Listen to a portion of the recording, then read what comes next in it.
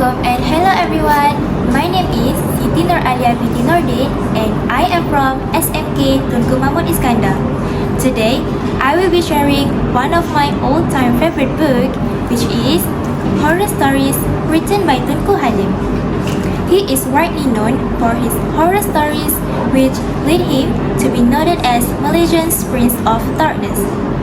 This book has a total of 425 pages and it is a compilation of 20 short stories such as Biggest Baddest Bomo, Mr. Patronus, Night of the Pontianak, and many more. This book begins with the story of Biggest Baddest Bomo, in which it is about a guy named Idris who is obsessed with his colleague, Sani, to the extent to hire a bomo or witch just to get her. He met Pak Hitam in order to win Sani over and finally success. But unfortunately, the outcome might be different than what he wants. Sani that he met on that night was not the real Sani, and the woman was actually died in a car crash. Well, I think it's quite hilarious here as he was trapped with a ghost, not a woman he loved.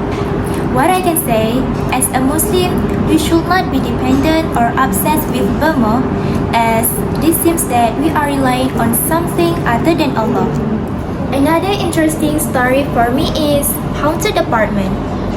It is about a lady named Pamela who just moved into the current apartment a month after her father's death.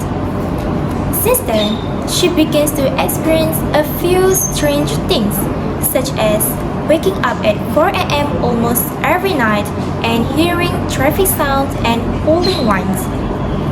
After Mrs. Raza telling her about what had happened to the previous occupant, she began to wonder whether it is related to what is happening to her recently.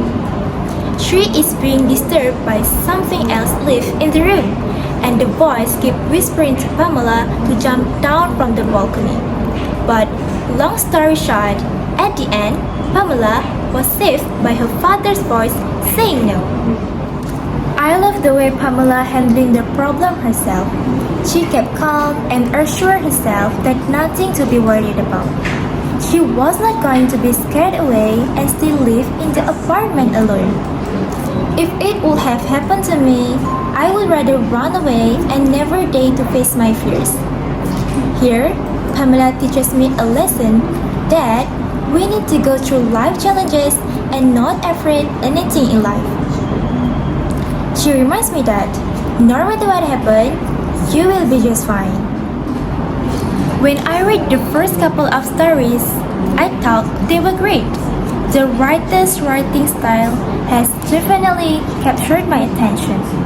I love his writing style and his ideas on the horror stories. I found his ideas are really different and unique. I love how some stories ended with a cliffhanger or the stories has ended but I still want more of it, like what happened after the end. The writer definitely has that charm in his writing. Mind you that this is indeed a fictional book. Maybe the stories are meant to be nonsensical the way they are. Being in my high school, I enjoy reading it and find it pleasure in reading some of the extra stories, such as Humans Turns into Trolley. One more thing what I like about the book is that the title of the stories are short and simple, not long and pretentious. Overall, I did enjoy some of the stories. This book has sent some important messages through the stories.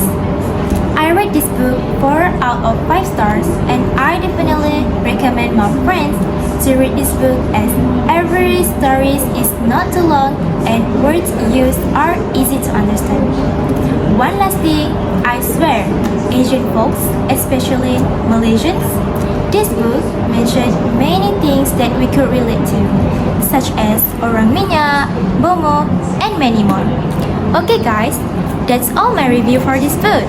Happy reading, bye!